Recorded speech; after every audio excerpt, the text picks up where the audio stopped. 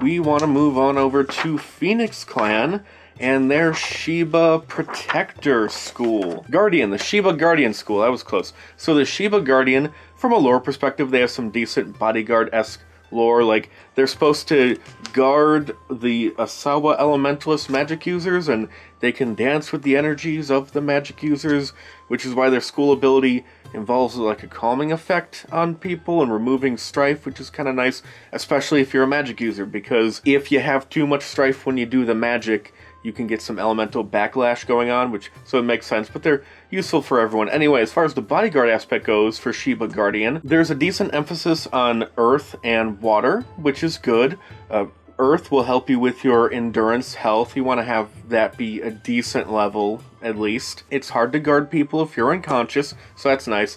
And water, when you're in water stance, you have an easier time moving around the battlefield, and positioning is important for the guarding and the counterattacking and all that stuff. Also, while I'm here, I should probably mention the striking as element techniques. Both earth and water you can choose between at creation, and other schools might have early access to them, or whether or not you want one of these, it really depends. If you're doing like Iron Forest style, well, that's an attack. It's something added on to, rather, an attack action, so you could do, if you're in Earth stance, striking as Earth alongside that, if you want, because that will add some damage resistance on top of you, and it's probably you keeping a bunch of enemies at bay, and you can only keep so many through depending on how well you roll. Even if you do manage to affect all enemies involved, some still might get past and into range to attack you, so having that extra damage resistance might help, but for every rank of damage resistance, you're trading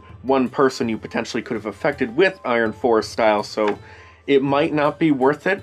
I still think it's more worth it than, say, striking as water, which is just, well, that depends. Striking as water is offensive, it'll help you on this attack, but also it's like a resistance debuff, so if there's one enemy or a few number of enemies, one really big enemy you want to focus on, you could always have striking as water. One is a purely offensive kind of thing, like screw guarding, we need to take this person out.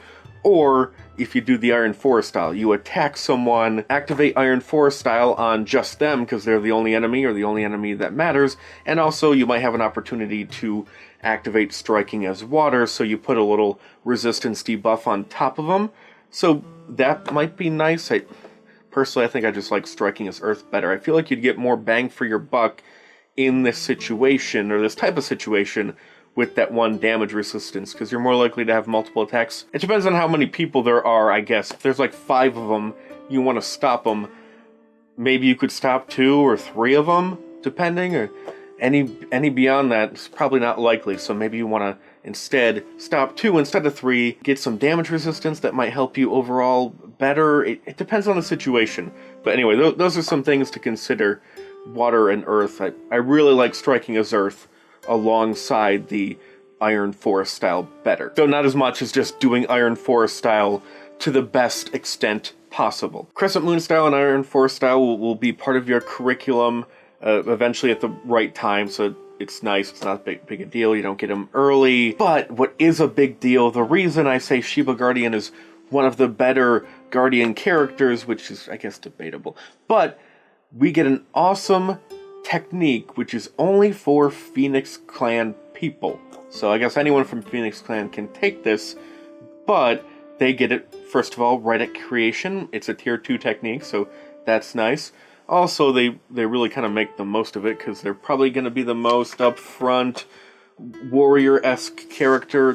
Probably makes the most sense for them to get it. And it's very bodyguard-like. So basically, Lord Shiva's Valor, you can rarely, not very often at all, but rarely, you can take in the attack, suck them up like a vacuum. Instead of your allies, you take damage. Even with like an area of effect attack, if it attacks multiple people, you ensure that you're one of the people that's hit by the area of effect attack, so you're just a sponge for attacks, assuming that people can hit you in the first place. You have to be in range of people attacking. They can't attack you with their sword if they're 30 feet that way and there's someone 5 feet away from them. Like, they're just going to attack that person with their sword, right? But if you are in range, then they have to hit you. So another reason why positioning is very important, and this is a really great ability.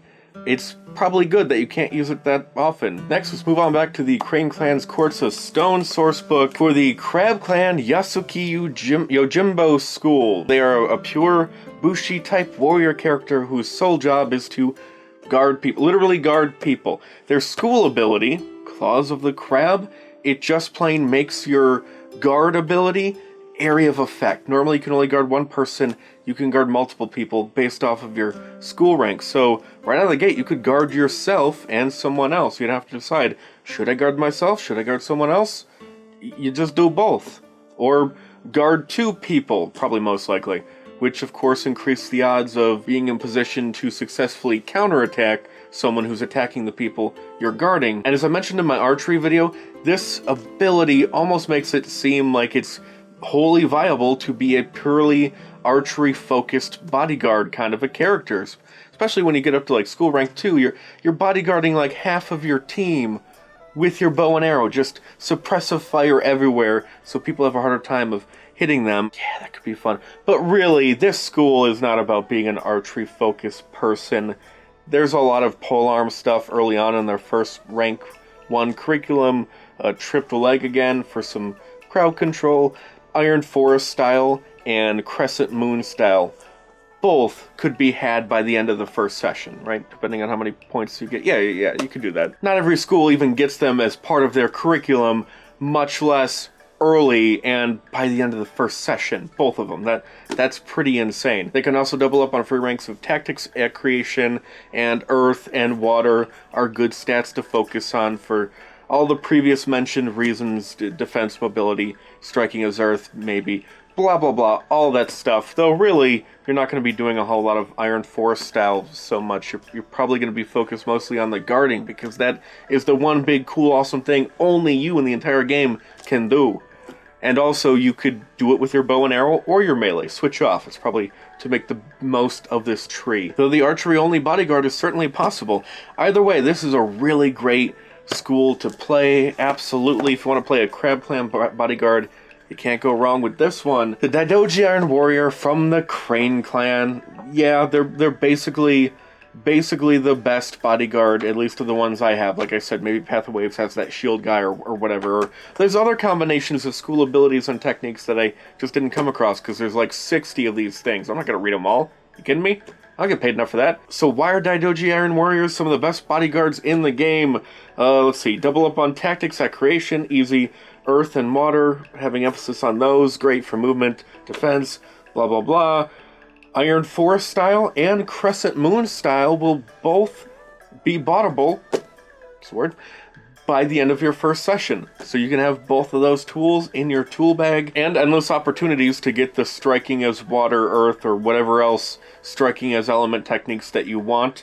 Just very easy and convenient part of your curriculum, or otherwise you can get these. They even get free access to one of 2 different polearm type weapons, like with the Shiva Defender, Guardian, whatever. All of the qualities you would want from a classic martial skill bodyguard type of character, they have. And on top of it, their school ability, Vigilance of Mind.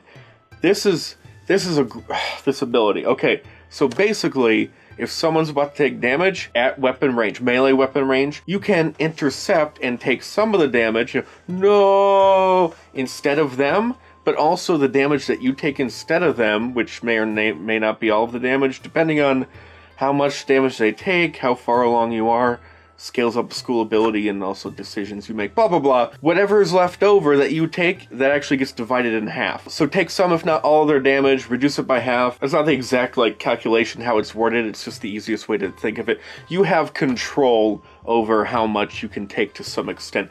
There's a cost to it. Anyway, point is, you can do it fairly often, and that's great because it's a bodyguard thing that you can do anytime. Whether you're going with the protecting guard action and also counterattacking with Crescent Moon style, or you've decided to go with the attacking and also Iron Forest style to lock down the area, control movement, and damage people, or you're just like, screw it, I need to fight, we need to focus fire on this person and take them out. Whatever your situation or mode, you can also intercept and take damage for people. No matter what you're doing, you always, it's like bodyguarding is baked into the DNA of this school. There's just no denying it's hands down the best bodyguard school that I have access to. Like I said, Shield Guy may be better, I don't know. And that's on top of having all of the other aspects being in sort of their ideal, as good as you could expect, configuration. Also, they get tactics as a curriculum skill eventually, not right away, but I haven't even thought about that. Getting tactics